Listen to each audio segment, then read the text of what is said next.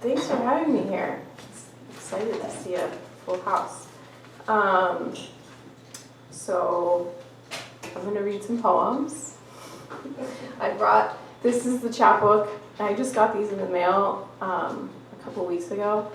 And they have beautiful cover art. I have to say this because a friend of mine, Chelsea Stephen, did it. She's based out of Portland. But I fell in love with the artwork, and then she was able to turn it into the cover. So that was fun for me. This is the first reading I've done with the chapbook, so it's also kind of exciting for me to finally see them come out into the world. All of the poems in here are really about fishing, and that's I read a lot of fishing poems last time I was here. So I'm going to try and read some of the newer poems from the chapbook that, I didn't read all the fishing poems last time. I'm not sure what I read, but I'm going to read some of those, and then I'm going to read a couple newer poems as well. So I'm going to start with a poem called Town Day.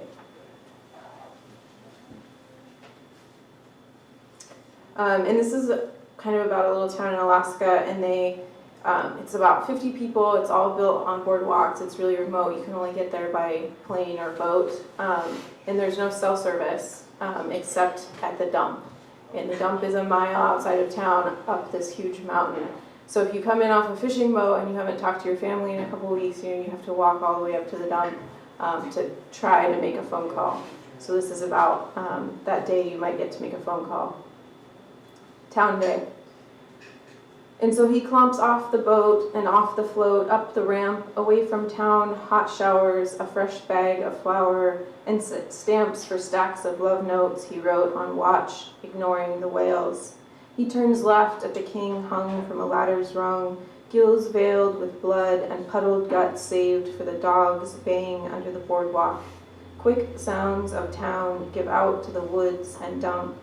There's no silence. It's all breeze, spruce trees whispering his ears, and eldritch calls, ravens scavenging bones and beer cans. Today's the day he finally gets to call his one sweetheart. All that time fishing, nothing but skipper's grunts cut the hard face of solitude.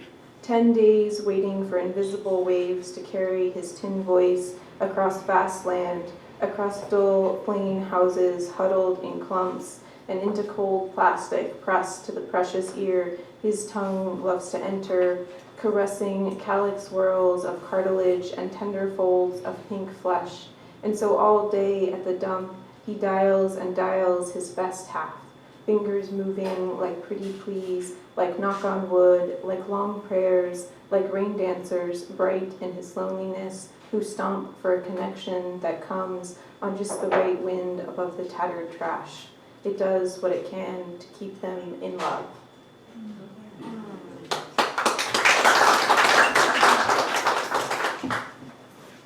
I like that poem because it's kind of about the relationship that works. But a lot of times on fishing boats and in fishing families, there are a lot of relationships that don't work. It's kind of hard. So this next poem is called Triangulation, and it's about a relationship that doesn't work. Triangulation. She squishes through fish, salmon stacked to the door, boots track scales in the wheelhouse, across the galley, down the companionway, and into the engine room. Scales on the mast, deck winch, ladder, and steps. Scales in her hair, in her gloves, up her sleeves, behind her ears. Scales like freckles, scales like raindrops, like bindis, like dragon skin.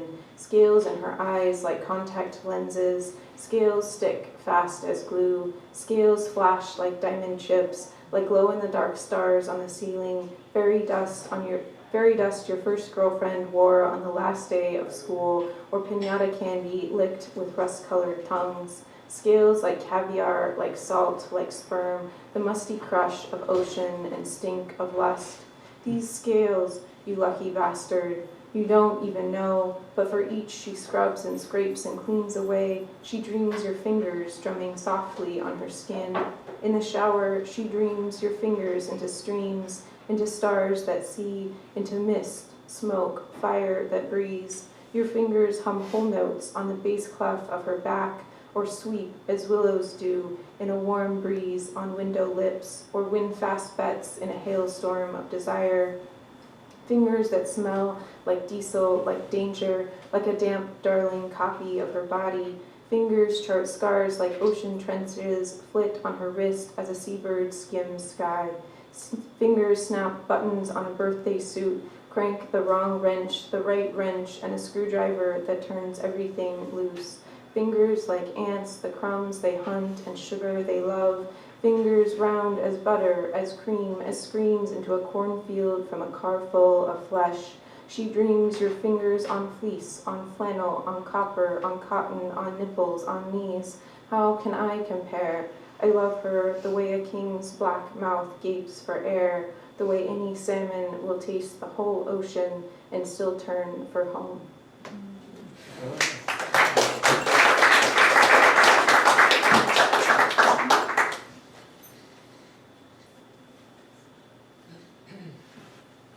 This next poem is a little bit longer. It's called Growing Up, and the title of the chapbook is Aristotle's Lantern. And this poem kind of works with that metaphor, which is Aristotle actually wrote a lot of biology as well as philosophy, and he talked about sea urchins, and for a long time it was mistranslated that the mouth organ of the sea urchin looked like a horn lantern, so people called it Aristotle's lantern. It was retranslated, and people decided that he was actually saying the entire sea urchin looks like a horn lantern. Today, continuing in biology classes, they continue to say Aristotle's lantern and refer to the mouth organ of the sea urchin. But this poem kind of plays with that mistranslation and what it means to a person. And it's called Growing Up.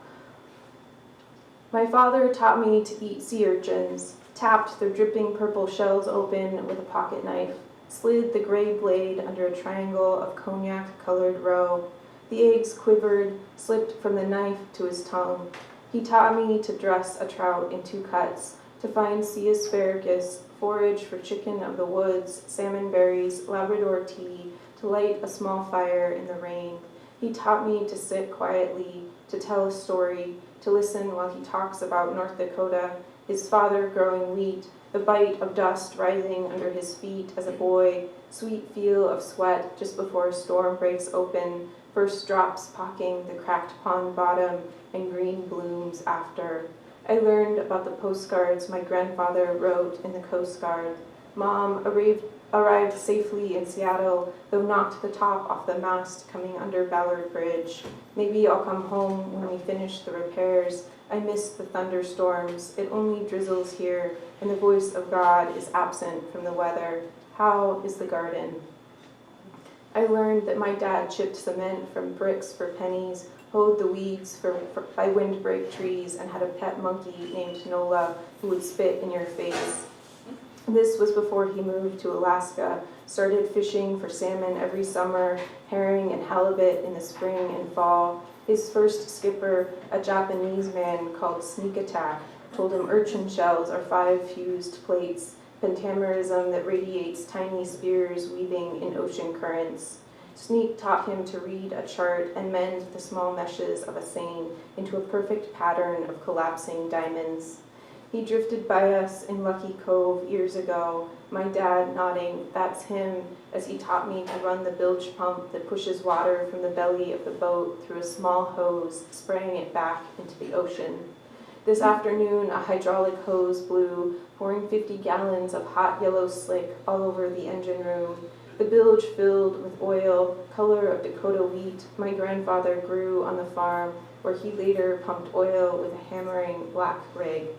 I remember learning to play poker on his beige carpet, the strange way he shuffled, one thumb shorter than the other, the tip lost long ago. He sipped whiskey, taught me to bluff and fold, to go all in with every matchstick I had.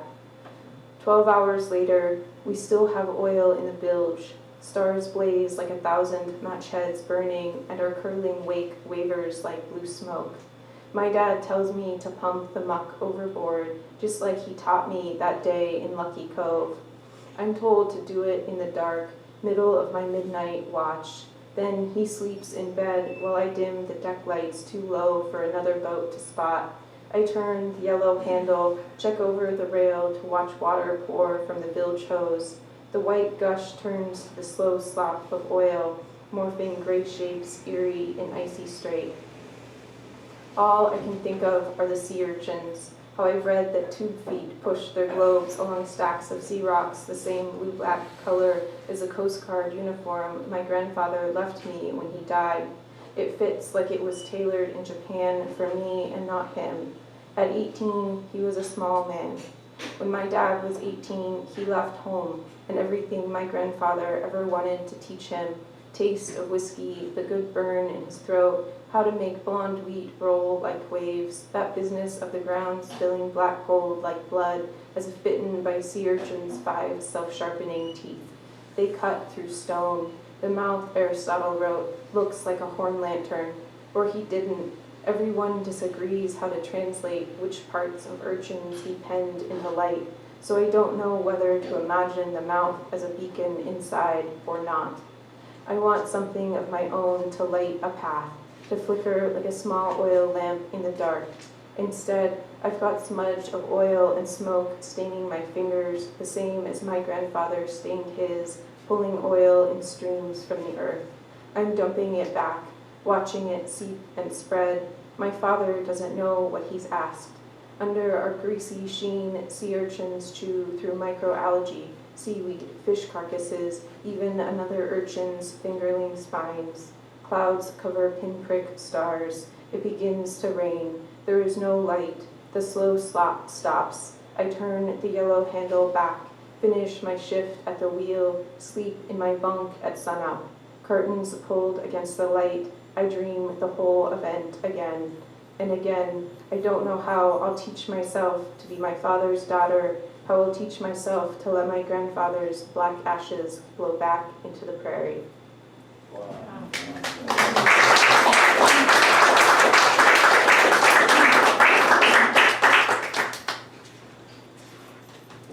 I read one more from the chapbook, and I'm going to check my time too. All right. This is called Elegy.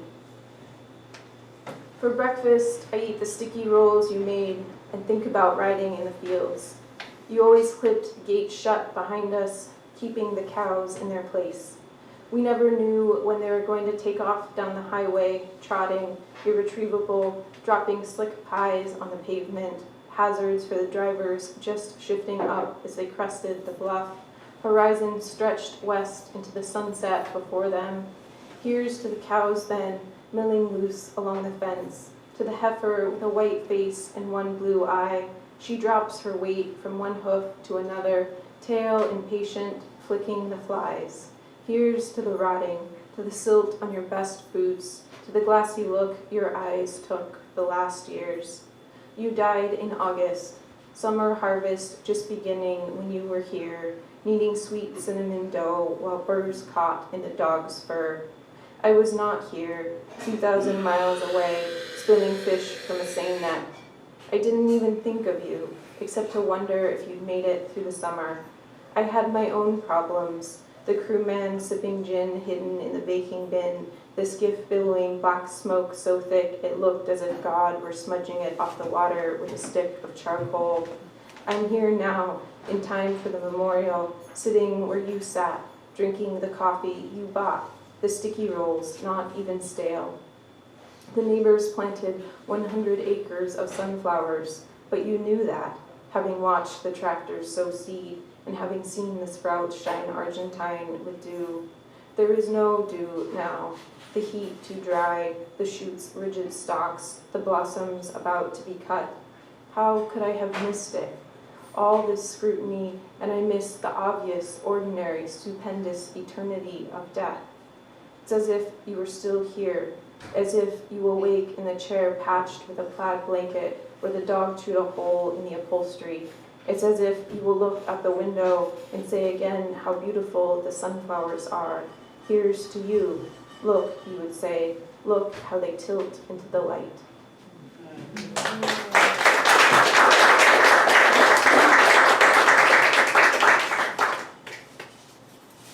Okay, I'm going to read read 3 pretty short poems that are newer. And before I do that, I just wanted to say thank you to Arlene. It was wonderful to hear your thoughts on memoir, which I have crazy thoughts about poetry and memoir and truth value, and I think it's really important to writers, kind of whatever genre they're in. And also to Leopoldo, who disappeared, but thank you so much for having me, and thank you all for being here. This is called Birthday Poem. Warm dusks, too hot to sip anything but rum, and look north and north and north, like cold nights when the aurora glows. Meatballs, size of a small river stone, hand-curved, roasted and frozen, saved like speckled marbles in a jar. Cattails bent over their pond as if signing a mortgage. Driftwood waving her wild bone arms at the end of the sea, as if she untangled from nowhere, with everywhere sprouting from her fingertips. Boy perched on the rock above the cliffs above the river, the second his pointed toes depart the rock, the dive and the cold, his wet head above the eddies, the now and the now and the now, like the filly, top lip stretched too far above the brambles, stomping to ram her fragile adolescent chest against the fence, as if she could close the last hovering inches between the taste of blackberries and empty air.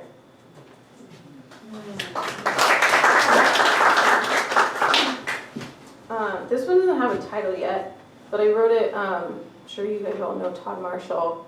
I wrote it in a workshop with him, and so it's probably not done yet, but I'm going to play with it out loud. High school was not like bears dancing in northern air. It's graceless cold, it's February, it's fickle flex unfortunate, 34 degrees, sorry sort fizz hangs over grit-racked blacktop. We all pile in the cafeteria. Pregnant Becky Zender punches tickets at the ketchup cart. Her daughter, pregnant too, looks hard north, doesn't dip her fries, doesn't dimple. Excuse the shock, you're here too, perhaps we never left. You barked at me, and I slapped back, both partial to small cruelties and pizza sticks constellated across the broad brown day.